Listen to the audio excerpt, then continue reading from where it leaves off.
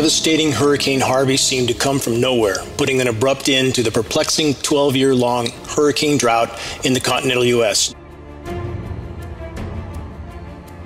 How many remember the scenario with Hurricane Sandy? Miraculously, weather forecasters somehow knew 7 days in advance that Hurricane Sandy would make an unprecedented 90-degree westerly turn exactly where it did. As Harvey was making landfall, the radio frequency microwave transmissions being used by the weather makers to manipulate Harvey were undeniable. Powerful frequency transmissions kept Harvey from migrating further inland and breaking up. The forecast track and behavior for Harvey was beyond unprecedented. Again, how could forecasters know so far in advance?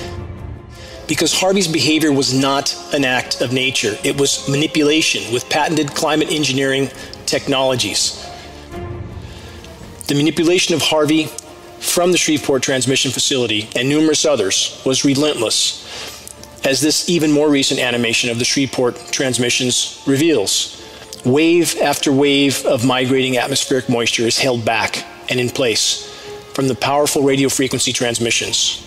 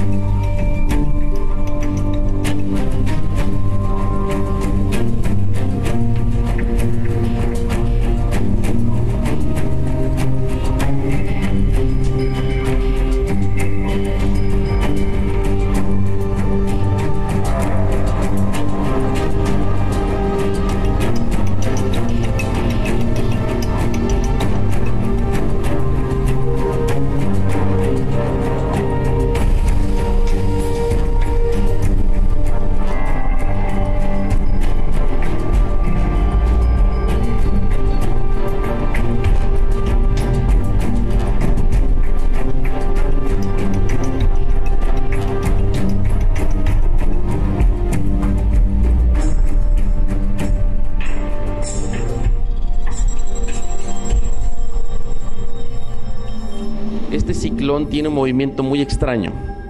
Normalmente los ciclones van hacia la parte norte. Este está avanzando hacia el sur. O sea, este está haciendo exactamente un movimiento contrario.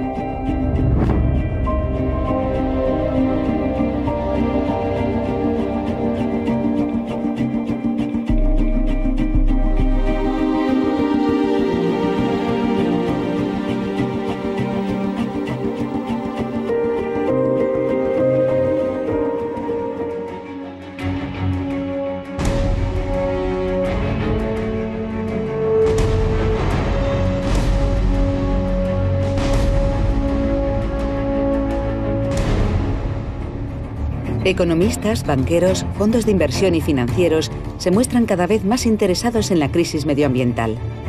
Afirman que pueden salvar el planeta a su manera, con dinero. Especies y bosques en peligro son tratados como productos financieros. La naturaleza es el dorado del siglo XXI. Un nuevo sector económico con promesas de inmensos beneficios para los inversores.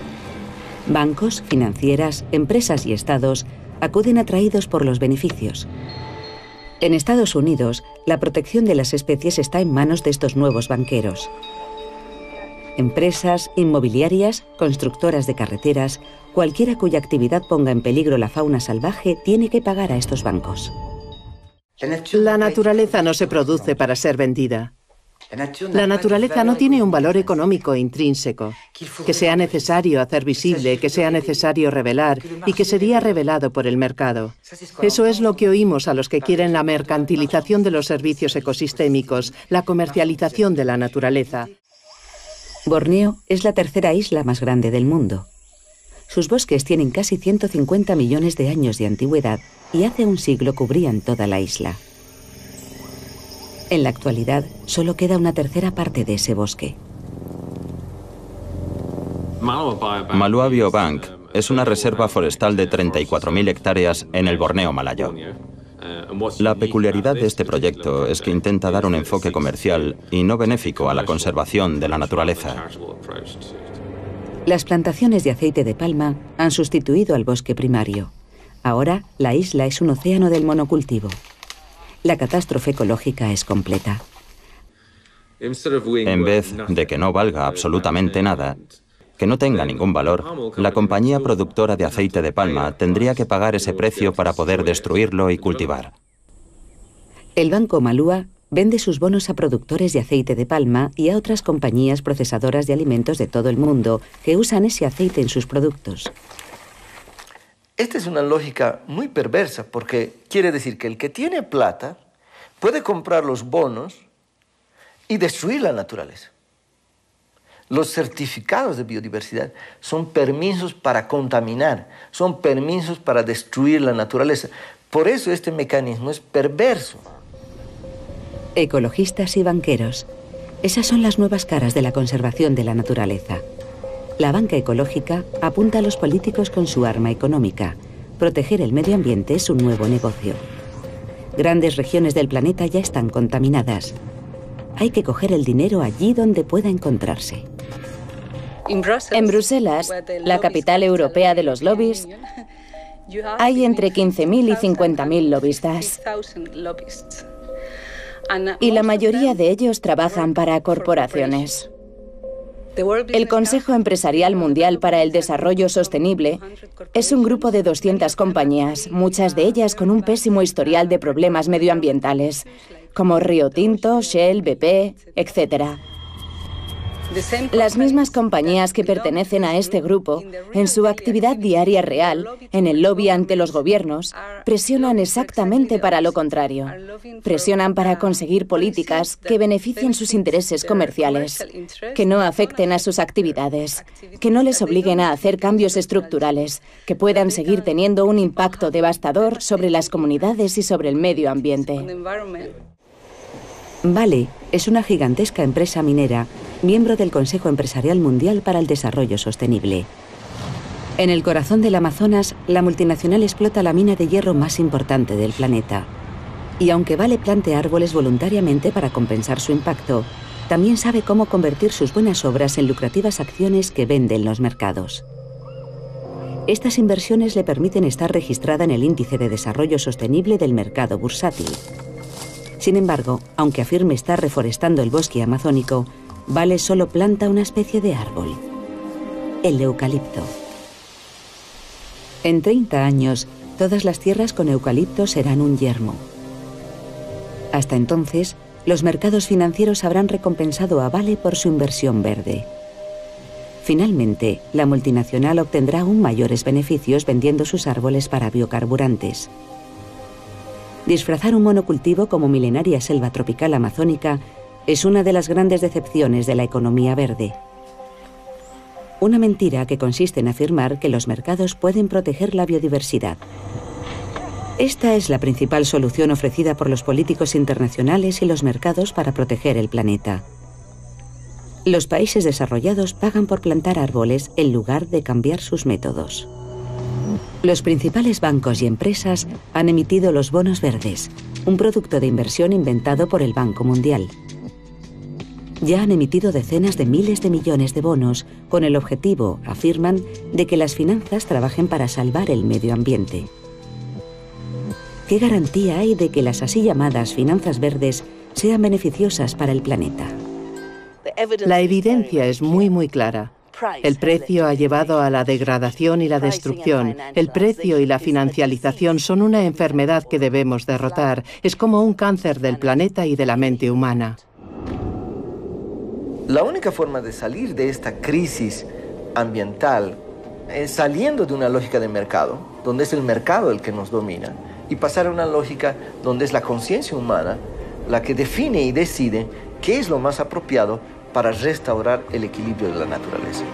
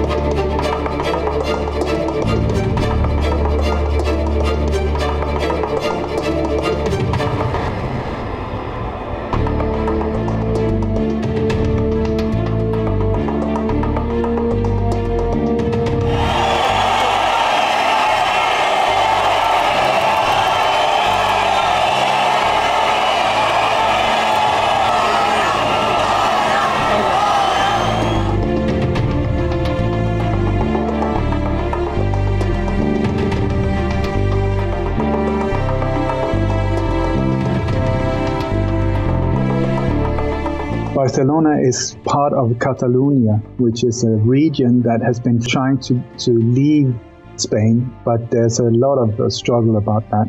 And not long ago, the mayor of Barcelona is said to have supported the Palestinian against Israel, and that is normally a way, if you want to get beaten up, that's the way to go.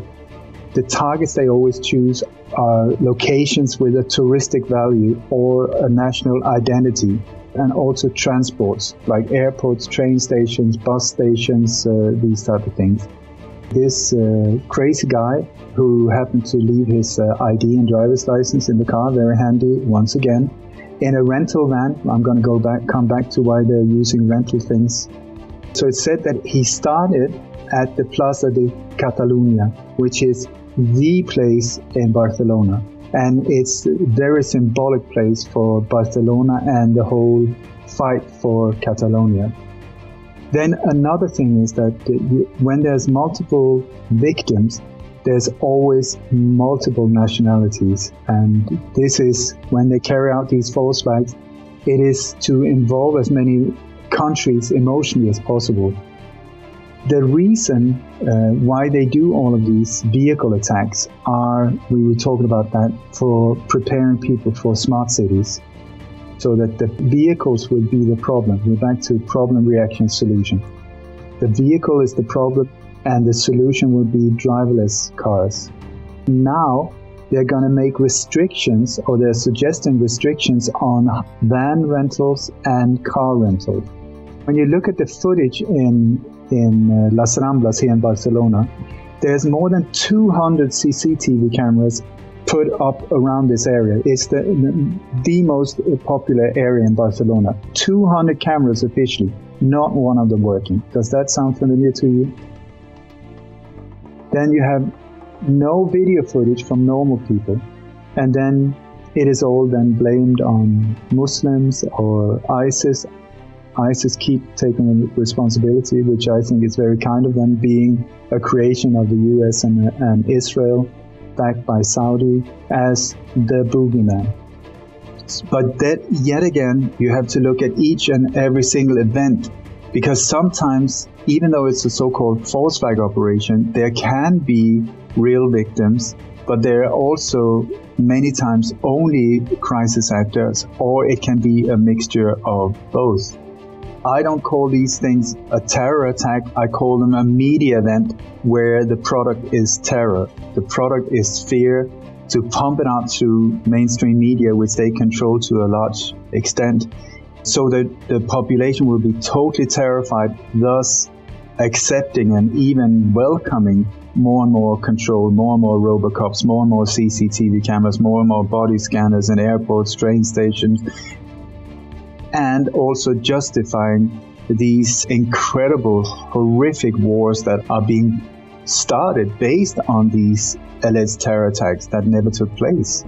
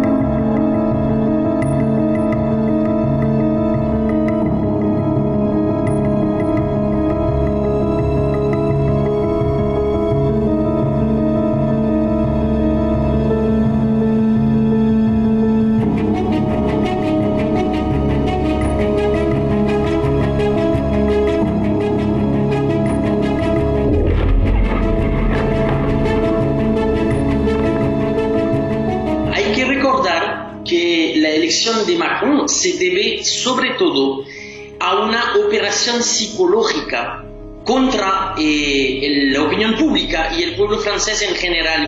Hubo una gran comunicación, una gran operación de marketing político, consistió en vender como si fuese un producto de uso, una propuesta electoral que los franceses rechazaban tanto en comparación con el antiguo presidente o con Nicolas Sarkozy. Es decir, que la mayoría de los franceses que eligieron a Emmanuel Macron no lo eligieron para el programa que él proponía, sino más bien para, vamos a decir, romper con la política tradicional y para una esperanza de cambio. Al darse cuenta de que es la misma política neoliberal que sufren, que han hecho su vida una pesadilla, inmediatamente después del encanto, después vamos a decir de la emoción, cuando la emoción ya cae, pues hay una reacción, vamos a decir, sana, que es de volver a oponerse a todo lo que representa el presidente Macron.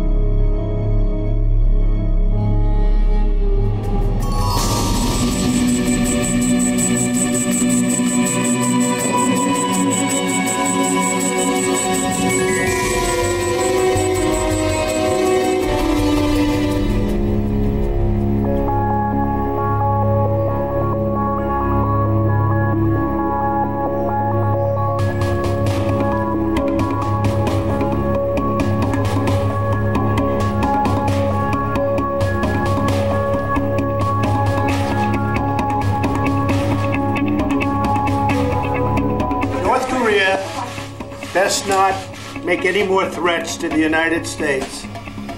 They will be met with fire and fury like the world has never seen. He has been very threatening beyond a normal statement. And as I said, they will be met with fire, fury, and frankly power, the likes of which this world has never seen before. Thank you. 우리 핵과 탄도 로켓으로 십자를 가져올리지 않을 것이며 우리가 선택한 핵무력 강화에 대해서 단 한치의 양보도 없다는 것을 설명했습니다.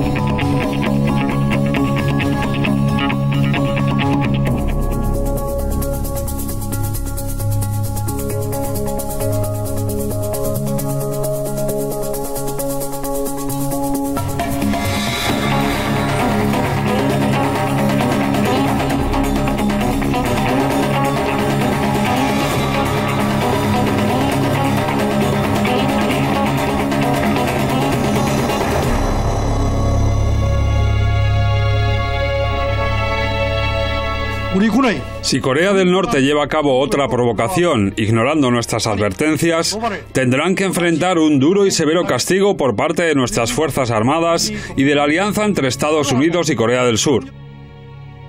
Queremos dejar bien claro que nuestro ejército está preparado para responder a cualquier tipo de provocación de Corea del Norte.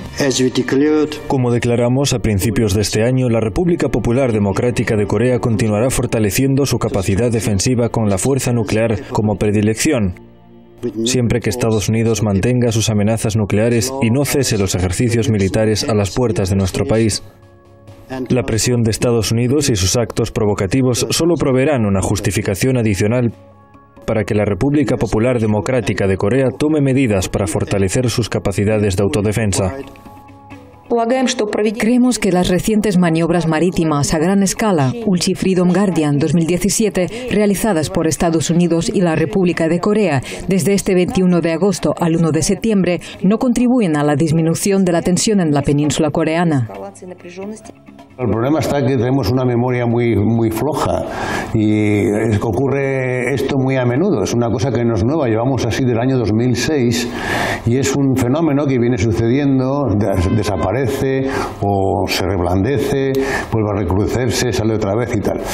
Es un tema muy largo.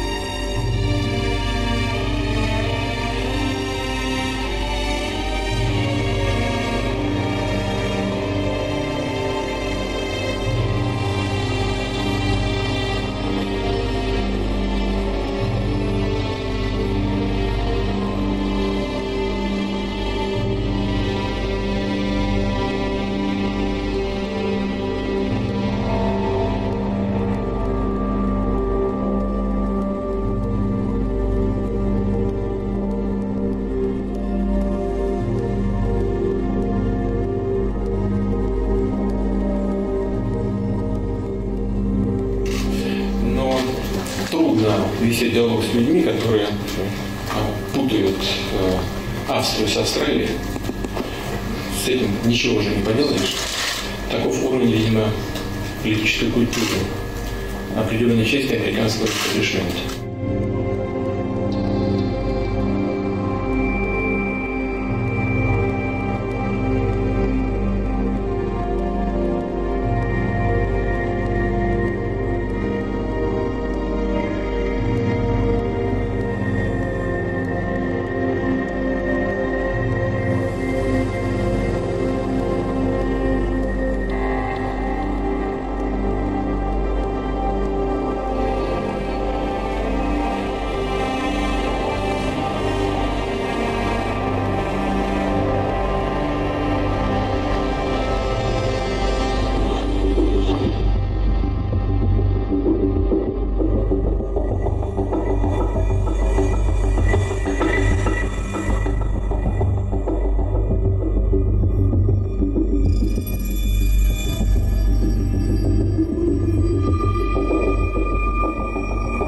Globalists need enemy, but the right enemy, because the right enemy of globalists are they themselves, because they are going to destroy humanity, to exchange the humankind by artificial intelligence, by kind of cyborgs, and they try to destroy all kind of links of the humanity with its essence, and that is absolutely negative. Their goal is against normality. And they need, in order to keep attention elsewhere, they need some enemy, and they have designated Russia as enemy number one. It helps to them to displace attention from the real crimes they commit. Our president is very democratic and very reasonable, very pragmatic leader. He refuses globalization. He refuses world government. He tries to defend and reaffirm and strengthen Russian sovereignty. That's all. Putin is obstacle for globalization, for fulfillment of the wicked plans of globalists. This battle is not political. That is a metaphysical battle that has nothing to do with short or superficial interests, national interests, and so on. The battle is much deeper than that. And Putin plays here the role of defender of Christian civilization, of traditional society, the defender of human nature. Globalization is a kind of very special ideology that tries to cut all links of human individual with collective identity, with church, with nation, with people, with ethnic, with tradition, and with gender as well. The gender politics is the actual weapon of the same globalist, ultra-liberalist theory. But when we start to oppose to liberalism, we are falling into the trap. We are either going to communism, that is false completely because it's the branch of the same roots, or we are embracing the kind of nationalism or fascism. That is as well the wrong way. And globalists, they use this attitude because they accuse everybody who is against them to be either communist or nationalist or fascist. We are human because we belong to some community, traditional community, organic, historical community. When the liberals, they try to cut all these ties, because for them, nature is something that should be overcome, that should be controlled, should be destroyed finally. The continuation of the same globalist strategy will signify in the next time, in the very, very near time to all the humanity, the end of the human. Now we should be united in order to fight against globalist elite that tries to manipulate Russians as well as Americans. Our peoples are on the same side of the front line.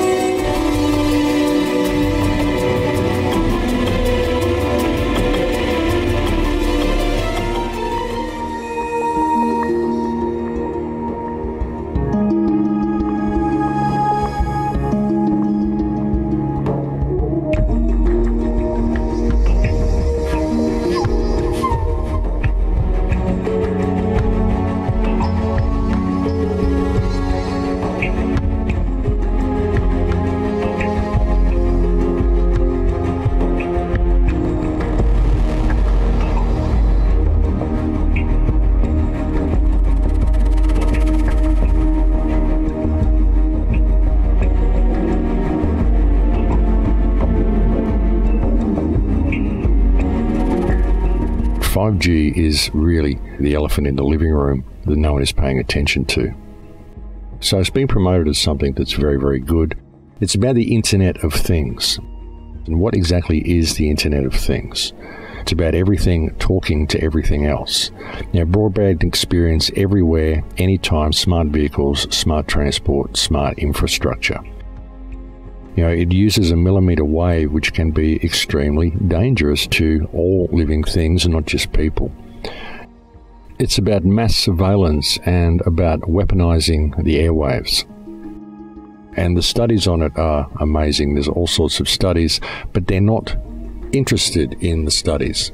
That's the thing. This is being rolled out without any studies. They're doing it basically because there's a lot of money involved in rolling it out. Hundreds of billions of microchips connected in products from pill bottles to plant waterers. We must reject the notion that the 5G future will be the sole provenance of urban areas. The 5G revolution will touch all corners of our country. America's local governments will play an important role in determining how we fulfill this national priority. If something can be connected, it will be connected. Now, the Internet of Things is far more concerning than people might think at first glance, because it isn't just your fridge and your smart toaster and your smart television and your smartphone. It's also your computer, your microphone, your camera on your computer. It's also the surveillance system that we are all installing in our homes by getting these new computer systems. Something else the 5G grid can do is it can see through walls, it can see through houses, it can see what you're carrying along the street, it can see if you're carrying money, it may be able to tell if you're carrying a weapon. And if you are carrying a weapon, it can disable you with a millimeter wave, or it can even perhaps send a signal to a drone and have you targeted from the air. It's also possible to take control of vehicles with computers in them. It's an all-encompassing system. And this is not just being used for communication. This is being used for surveillance and control. What this whole system is leading towards is complete digital control of everybody and a merging of human beings with AI. So they're virtually putting a fence around the entire Earth, like a space fence around the entire Earth, which is going to be active and involved in the 5G network. And it's about integrating it all together, the integration of satellites and 5G networks.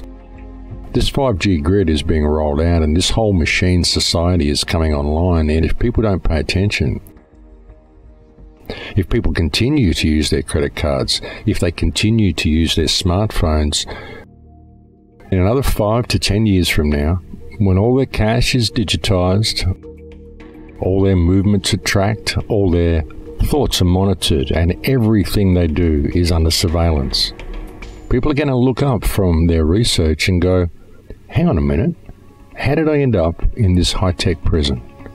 And at that point, what can anyone do?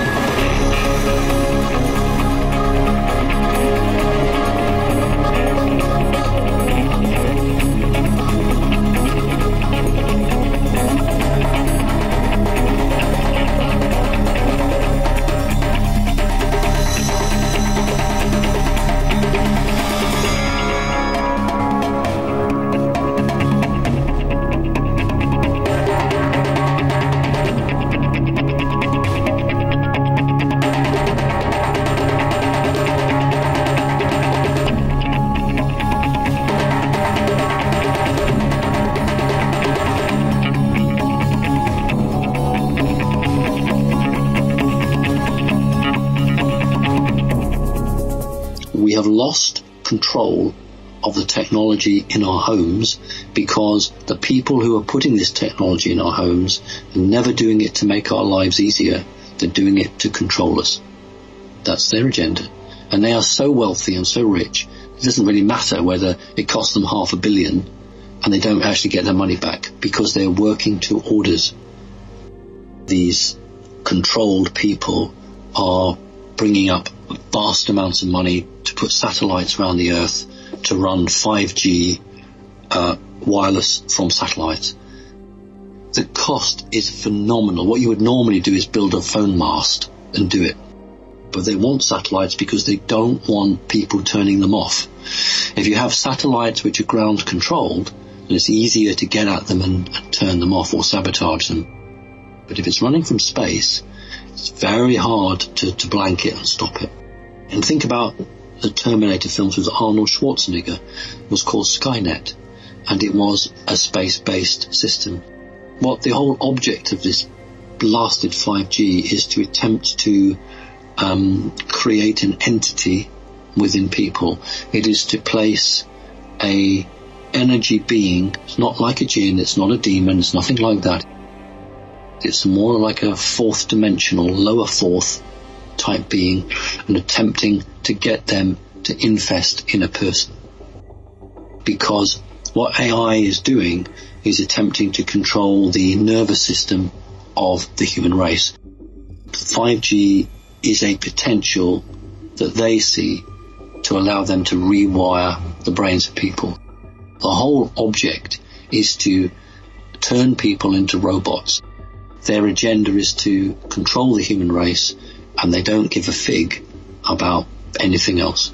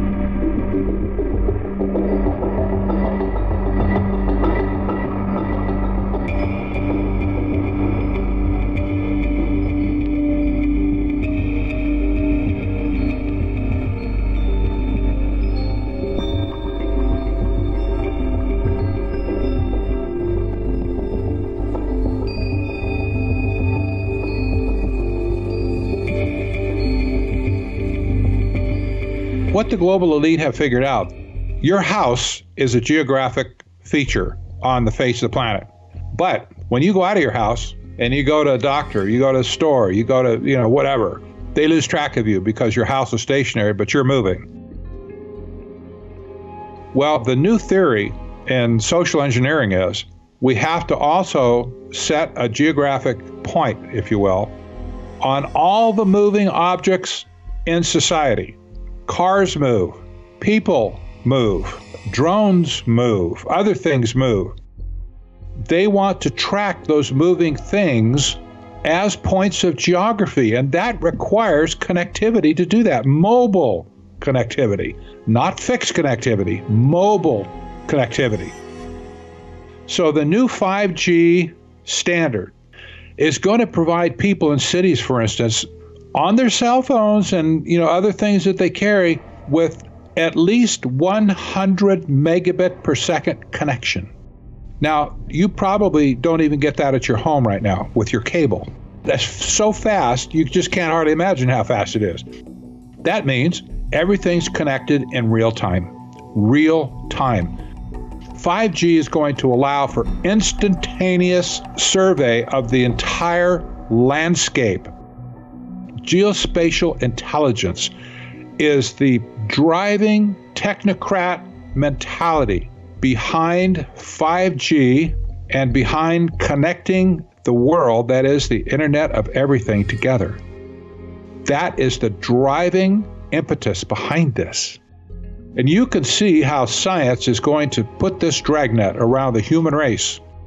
I think the most appropriate end state that we could name it would be scientific dictatorship.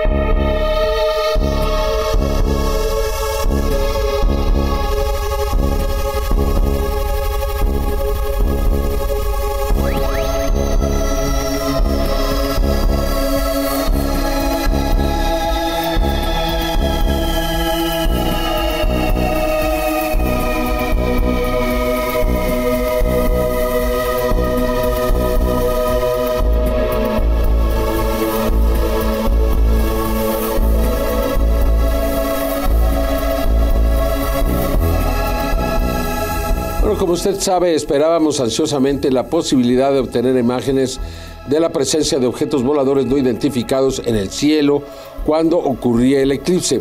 Hasta el momento no hemos recibido imágenes convincentes que demuestren esa presencia. Como ocurrió en el 2009 en China, donde evidentemente la gente salió a ver el eclipse y grabó a estos objetos, al grado de que el gobierno chino se comprometió a dar una respuesta a lo que había sucedido y nunca lo hizo. También sucedió en México en 1991 y por esta razón pues esperábamos que en este eclipse también se dieran estos acontecimientos, pero lo seguimos esperando.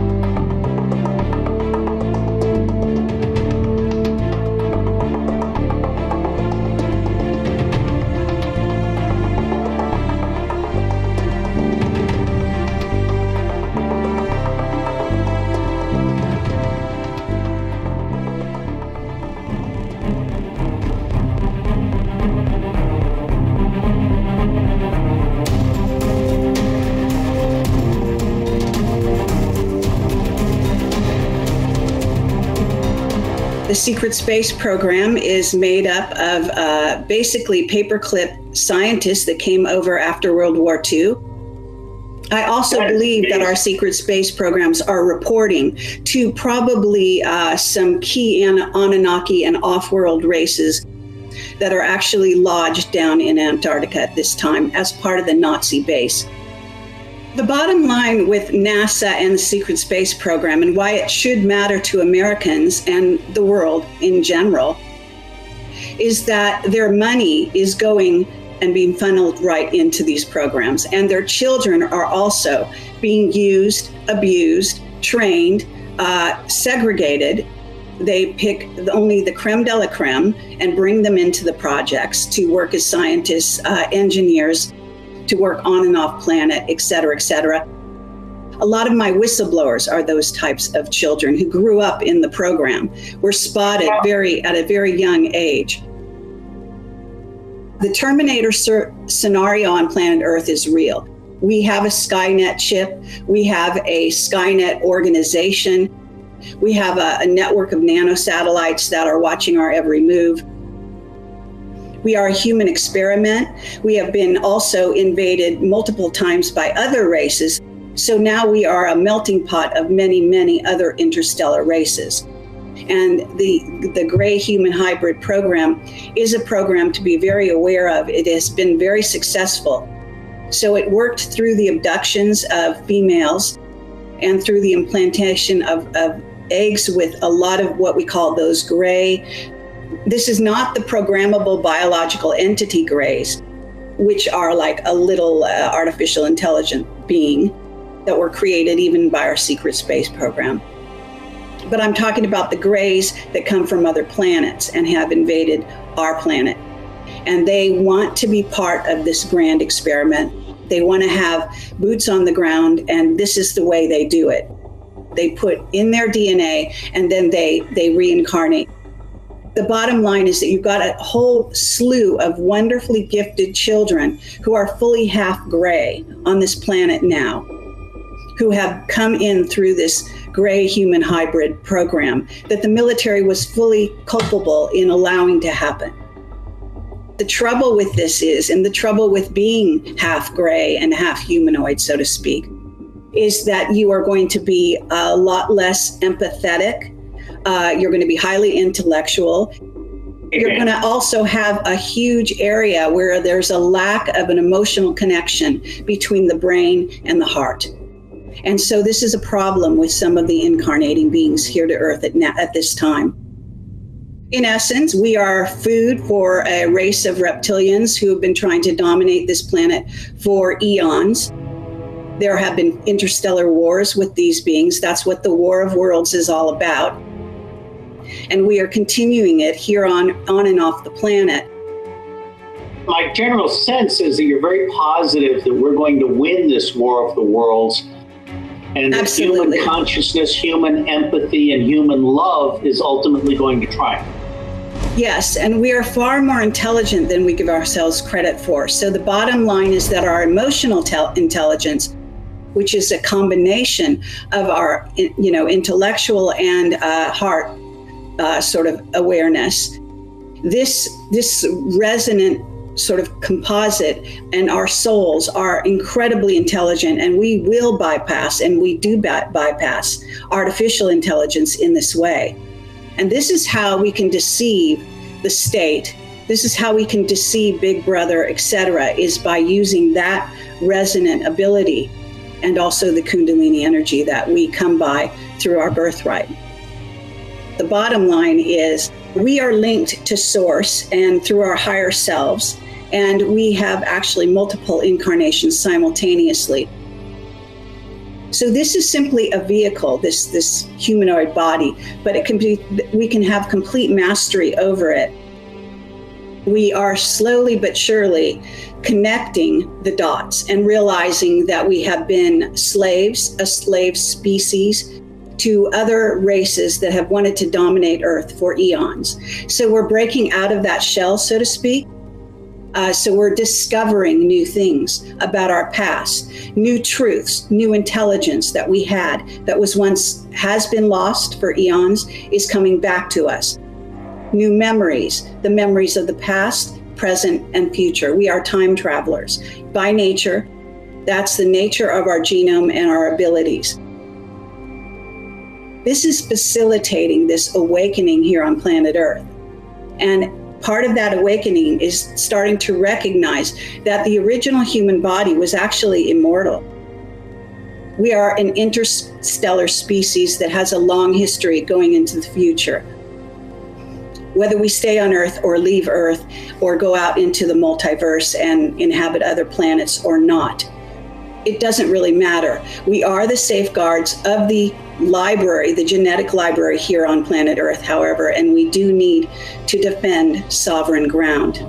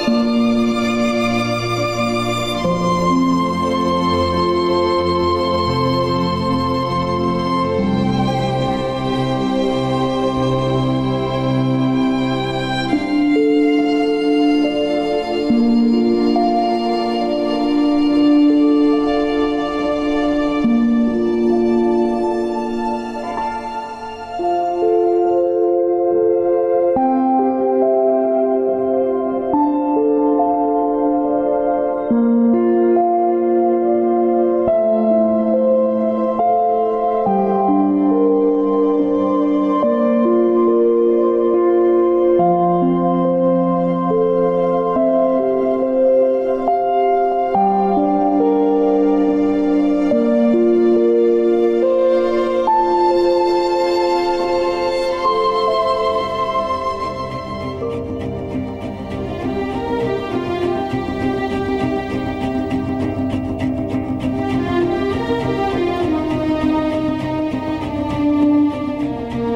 majority of people in the Western world spend the majority of their life living by the hormones of stress. Now, stress is when your body's knocked out of homeostasis. Now, you have three types of stress. You have physical stress, you have chemical stress, and then you have emotional stress. And each one of those things knocks your brain and body out of balance. We can turn on the stress response just by thought alone. You can begin to think about some future worst case scenario, and because the privilege of human beings is that we can make thought more real than anything else, we can focus on that possibility to the exclusion of everything else. And you can knock your body out of physiological balance just by thought alone, and your body, as the unconscious mind, believes it's in that experience in the present moment. And we can unfold past bitter memories that are tattooed in the recesses of our gray matter, and like magic we bring them to life, and in that moment it's real. And we know that the hormones of stress dysregulate and downregulate genes to create disease. So that means then your thoughts can make you sick. So here's my question. If your thoughts can make you sick, can your thoughts make you well? The hormones of stress, though, give the body and brain a rush of energy. And it's like a narcotic. It becomes a drug. And people become very addicted to the adrenaline and the stress hormones. And they use the problems and conditions in their life to reaffirm their emotional addiction so they can remember who they think they are. The bad relationship, the bad job, the terrible circumstances, all of that is in place because the person needs that to reaffirm their emotional addiction. So then if the hormones of stress become like a narcotic, and you can turn on the stress response just by thought alone, then we could become addicted to our own thoughts. You know, like if you have an insecure thought, you begin to feel insecure, right? So if the body has been conditioned to the mind of insecurity, don't you think then the moment you're no longer going to think insecure thoughts and fire and wire those circuits in your brain, and then produce the blend of chemicals for you to feel that way, don't you know your body is going to do what? It's going to look back up at your brain and say, hey, I modified my receptor sites for you. We've been doing this for 20 years. I'm counting on those chemicals coming. Now you're just going to stop? And it's going to start sending signals back to the brain. So when we live by the hormones of stress, and all of the energy goes to these hormonal centers and away from the heart, of course the heart is going to be the first organ that's starved of energy. And the hardest part about change is not making the same choice as you did the day before. Feelings and emotions are the end product of past experiences, and we can remember experiences better because we can remember how they feel. If the environment signals the gene and the environment produces a chemical reaction, then as long as you're feeling the same way every single day, there's no new information coming from the environment, and you keep signaling the same gene. And if you keep knocking your body out of balance, that imbalance becomes the new balance, and you're headed for some type of disease. And I'm living by the same emotional reaction, one long refractory period. And if you keep it going on for years on end, that's called a personality trait. And most people wear their emotions layer by layer, and they believe that's who they are. then the body literally is living in the past. And we can't create a new future holding on to the emotions of the past. We try to use our brain to change our brain. We try to use the ego to change the ego. We try to use the program to change the program, and it only endorses it. When you become pure consciousness, and we have all the biological and neurological machinery to do this, by the way, you come preloaded with everything you need. You don't need anything else. That when you forget about yourself and you become pure consciousness, a thought impossibility, the moment you are consciousness, now you have dominion over your body. So then if you're working on your anger and your frustration, and I'm working on my fear and my anxiety and my judgment, and I'm taking care of me and you're taking care of you, then everybody was doing that, we would sooner or later start to see some change in the world.